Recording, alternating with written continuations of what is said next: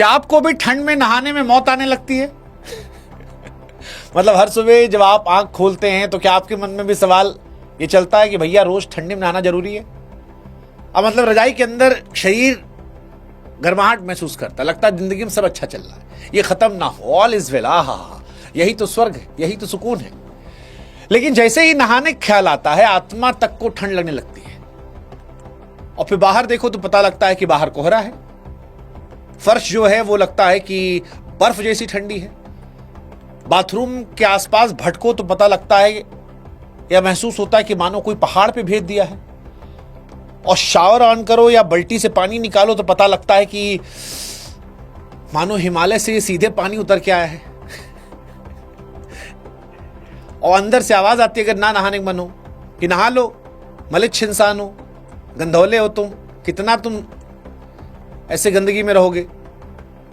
फिर घर में कोई ज्ञान दे देता है कि भैया हमारे जमाने में लोग ठंड में नदी में नहा लिया करते थे, तुम लोग इतनी कमजोर पीढ़ी हो। कोई कह देता है कि नहीं नहाओगे तो बदबू मारोगे, आसपास के लोग परेशान होंगे, और आपके मन में ख्याल आता है कि यार ऐसा क्या है इस नहाने में, और एक दिन नहीं नहाएंगे तो क्या कूड़ा बन जाएंगे। देखो अगर इन सारी समस्याओं से आप परेशान हो ना गुरु, तो आज जो हम आपको बताने वाले हैं उससे मौज कट जाएगी, मजा आ जाएगा, मजा आ जाएगा, कसम से कह रहे हैं। आज जो बताएंगे उससे आपको एहसास होगा कि बीमार नहीं, अब ना नहाने पर समझदार हो तुम। हाँ, क्योंकि पहली बार ऐसा हो रहा है कि नहाने से बचने वाला आदमी गलत नहीं है, आलसी नहीं है। और ये हम नहीं कह रहे, साइंस कह रही है।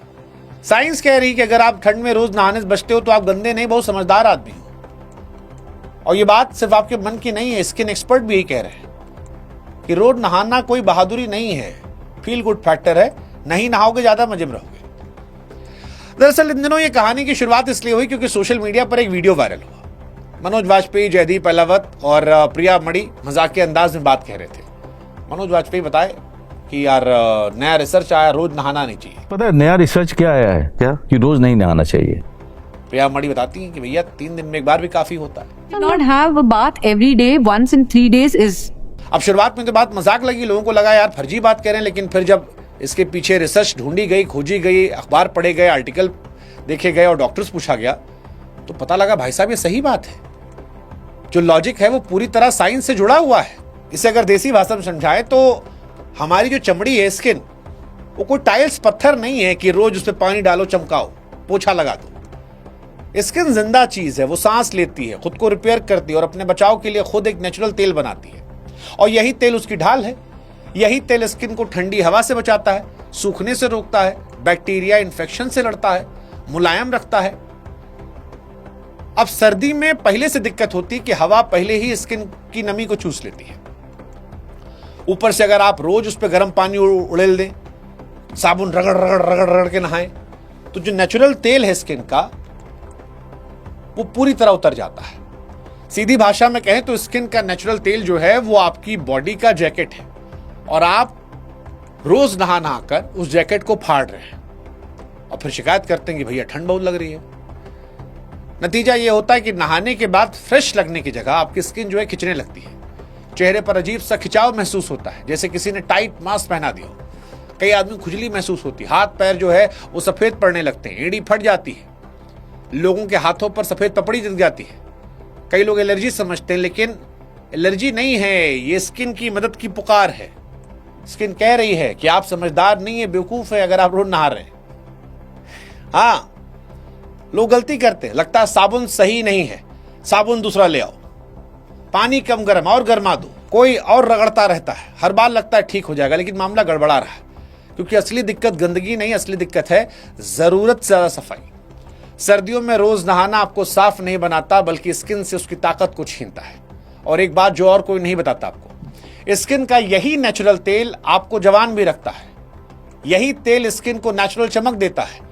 जब ये तेल बार बार उतरता है तो चेहरे की चमक कम होने लगती है, झुर्रियां जल्दी दिखती हैं, स्किन थकी थकी बेजान सी लगती है।